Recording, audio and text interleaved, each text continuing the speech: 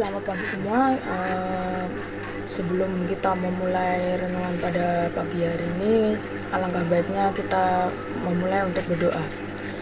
Selamat pagi ya Tuhan, terima kasih Engkau telah memberkati pada pagi hari ini, karena Engkau telah bangunkan kami dari tidur yang nyenyak pada malam hari ya Tuhan.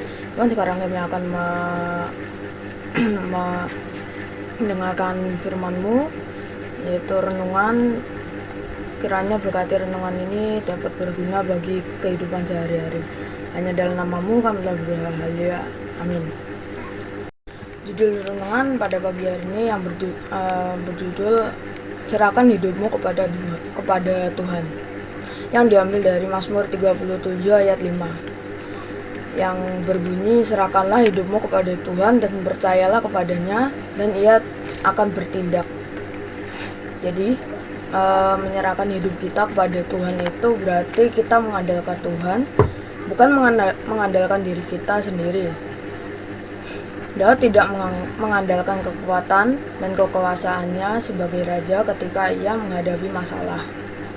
Daud yakin hanya dengan berseru dan menyerahkan hidupnya kepada Allah, pasti ia akan mendapatkan pertolongan. Pengorbanan harus kita taruh di dalam tangan Tuhan, sekalipun nyawa taruhannya. Karena itu, kita tahu kemenangan tanpa peperangan tidak akan terjadi. Allah berkata peperangan itu bukanlah milik kita, namun Allah yang akan berperang menggantikan kita. Dengan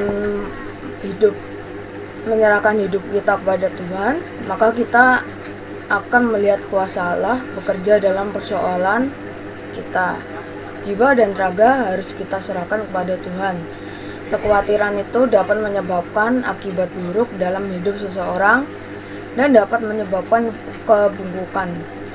Pada Amsal 12 ayat 25 berkata, kekhawatiran dalam hati membungkukan orang, tetapi perkataan yang baik menggembirakan dia. Nah, pertanyaannya kita sekarang adalah, apa yang harus kita lakukan supaya Tuhan mau bertindak untuk mengatasi setiap persoalan kita? Jadi yang pertama adalah serahkan hidupmu kepada Tuhan dan percayalah kepadanya. Pertolongan Tuhan terjadi bukan karena kita begitu banyak pengetahuan firman yang kita miliki, tetapi cukup dengan percaya dan tidak perlu banyak pertimbangan. Lalu Tuhan juga sanggup untuk melepaskan kita dari kebiasaan-kebiasaan buruk yang sering kita lakukan.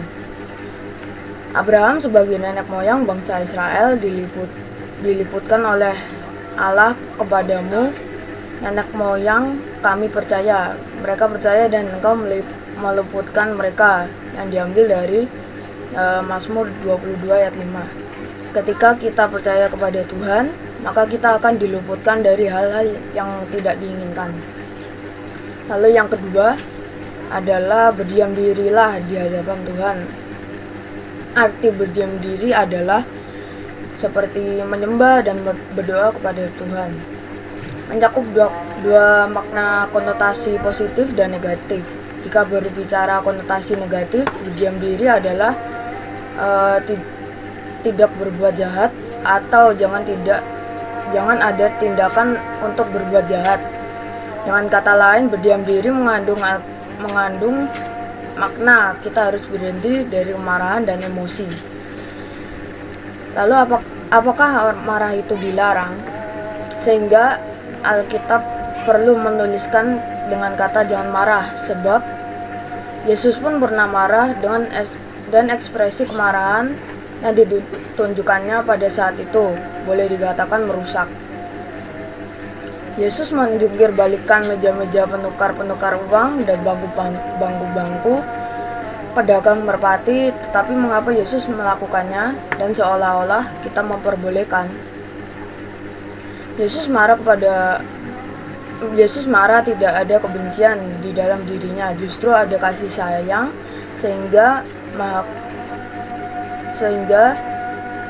jika ia merusak sesuatu, dia tidak akan melukai hati orang. Dia mungkin kelihatan merusak, tetapi justru kemahakuasaan Allah dalam kemarahan Yesus itu menghadirkan pertobatan di dalam hati manusia. Kemarahan itu dapat menimbulkan dosa bagi manusia, dan mulut kita bisa saja kelihatan berhenti marah. Tetapi belum tentu hati kita bisa menerima Tuhan. Tuhan akan membuat hidup manusia berkemenangan dengan penggenapan